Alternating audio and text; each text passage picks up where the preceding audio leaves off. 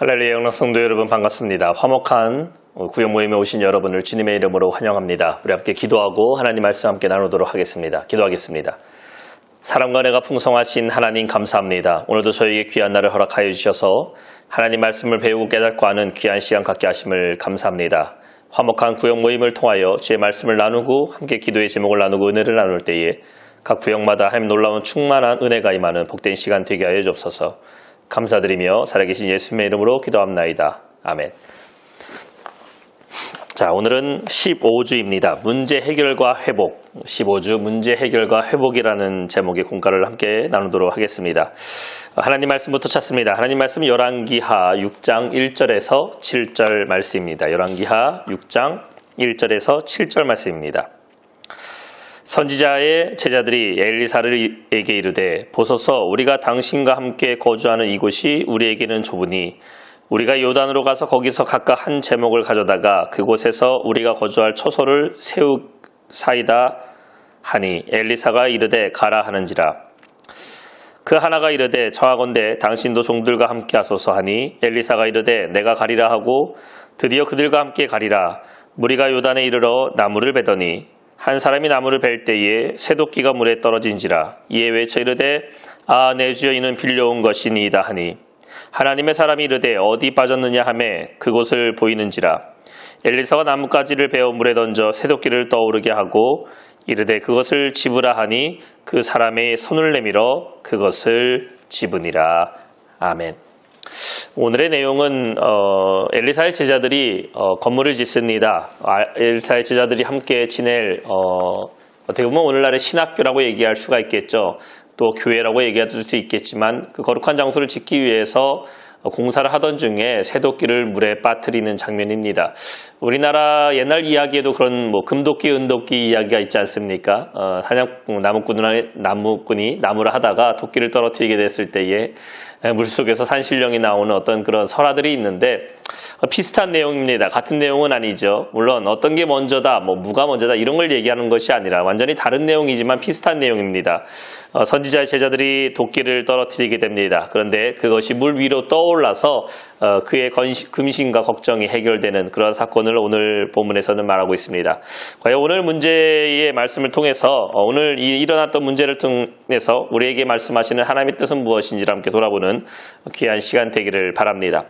그래서 오늘 공과의 제목은 문제 해결과 회복입니다. 문제 해결과 회복. 예배 가이드를 함께 볼까요? 부활이 있음을 믿으며 예수님을 따라 변화된 증인의 삶을 살아가는 성도가 됩시다. 자, 이야기를 속으로 한번 들어가 봅시다. 한 서커스단에서 조련사와 호랑이 4마리가 공연을 하던 중 정전이 되어 온통 깜깜해졌습니다. 얼마나 위험한 상황입니까? 공연장 안에서 사람들이 숨을 죽이고 떨고 있는데 딱딱 바닥을 내리는 조련사의 채찍 소리가 울려 퍼집니다. 40분 동안이나 계속되는 정전 속에서 조련사의 채찍 소리도 계속 이어집니다. 그리고 다시 불이 들어왔을 때 다행히 다친 사람은 아무도 없었고 공연은 잘 마무리되었습니다. 나중에 조련사가 이 일에 대한 인터뷰를 했는데 이런 말을 합니다. 어둠 속에서 저는 호랑이를 볼 수 없지만 호랑이는 저를 볼 수 있었습니다.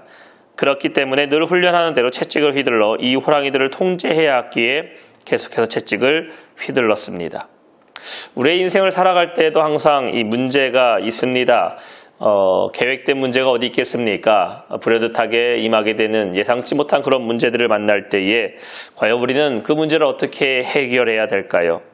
오늘 이야기 속에서도 오늘 말씀 속에서도 엘리사의 제자들이 갑자기 생겨나게 된 이러한 문제를 해결하는 장면을 통해서 우리도 어떠한 문제를 만나든지 간에 하나님께서 해결해 주신 그 길을 찾는 오늘 귀한 시간 되기를 원합니다. 첫 번째 문제가 생긴 이유를 함께 살펴봅시다. 엘리사가 선지자 학교를 세웠는데 학생들이 공부하고 생활할 기숙사가 너무 적어서 더 크게 짓게 되었습니다. 목재를 구하려고 생도들이 엘리사와 함께 요단강가로 갔는데 도끼질하다가 한 생도의 도끼날이 강물에 빠지게 됩니다. 이 도끼날이 왜 물에 빠지게 되었을까요?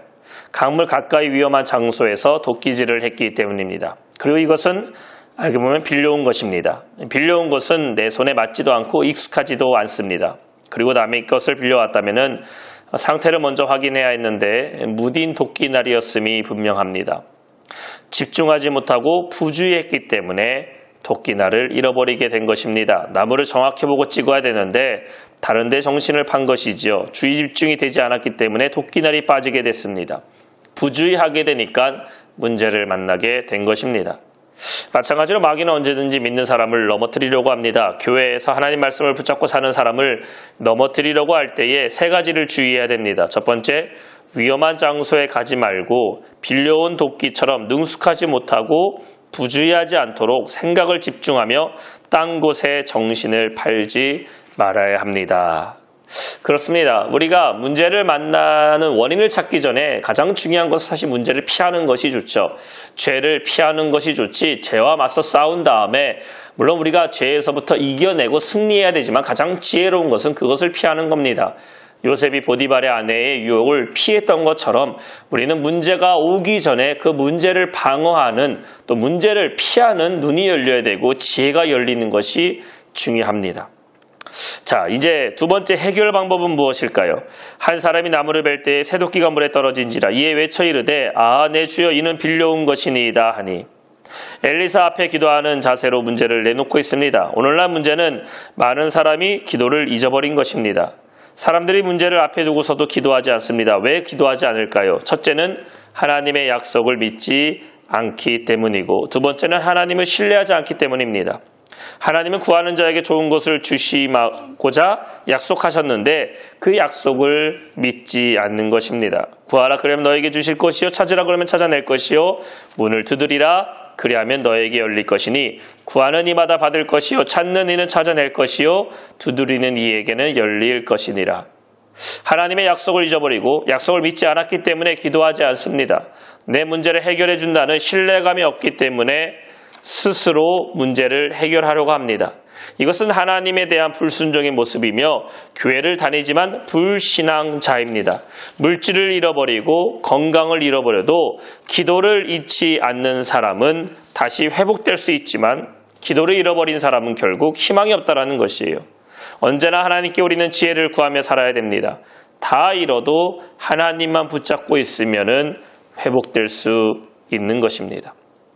어떠한 문제를 만나든지 간에 예상치 않는 문제를 만나든지 간에 기억해야 될 중요한 것은 무엇입니까? 우리에게는 기도가 있다라는 겁니다. 하나님께 도움을 구하고 하나님께서는 반드시 회복하신다는 믿음을 갖고 있다면은 하나님께 구하게 되고 하나님께 이 문제를 내놓게 되면은 하나님 반드시 우리를 회복시켜 주실 줄 믿습니다. 세 번째 문제 해결 후의 변화가 무엇일까요? 하나님의 사람이 이르되 어디 빠졌느냐 하매 그곳을 보이는지라. 엘리사가 나뭇가지를 베어 물에 던져 쇠도끼를 떠오르게 하고 이르되 너는 그것을 집으라 하니 그 사람이 손을 내밀어 그것을 집으니라. 십자가를 의지하면서 우리는 헌신해야 됩니다. 어떤 분은 자신이 오지 않으면 교회의 빈자리가 클까 봐 한 주도 빠짐없이 나온다고 말합니다. 교회에 여러 모습의 헌신의 자리가 있습니다. 별로 하는 일 없어도요. 그냥 활짝 웃는 얼굴로 예배에서 안내를 본다던가 헌신하는 분들도 계시고 또한 상처를 받을까 봐 말을 아끼고 가슴에 담는 이 목자의 심정을 가진 성도도 있습니다. 다양한 사역이 있고 다양한 모습의 성도의 모습이 있다는 것이죠. 교회뿐만 아니라 가정과 이웃에게도 우리는 헌신의 삶을 살아야 합니다. 그것이 하나님을 기쁘시게 하고 성도를 축복되게 하는 것입니다. 때로는 우리 앞에 답답한 문제가 만날 때가 있어요. 그러나 그것을 해결할 방법은 회개하고 기도하고 믿음 안에서 말씀으로 해결 방법을 찾는 것입니다. 그러면 하나님 반드시 그 문제를 해결해 주시고 우리에게 놀라운 은총을 베풀어 주실 줄로 믿습니다. 자, 오늘 빈칸에 알맞는 단어가 무엇일까요? 구하라 그리하면 너희에게 주실 것이요 찾으라 그리하면 찾아낼 것이요 그 다음 무엇을 두드려야죠? 문을 두드리라 그리하면 너희에게 열릴 것이니 구하는 이마다 받을 것이요 찾는 이는 찾아낼 것이요 두드리는 이에게는 열릴 것이니라.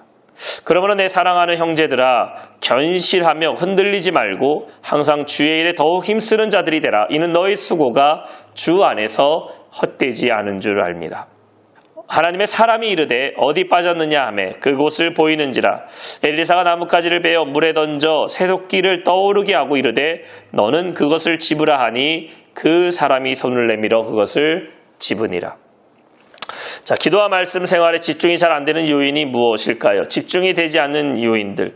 우리의 삶 가운데 문제가 있다면은 기도 생활에 집중하지 못합니다. 내가 하나님 말씀에 철저히 기울이고 우리의 삶 가운데 날마다 기도하며 하루하루를 걸어가야 되는데 방심하고 있다?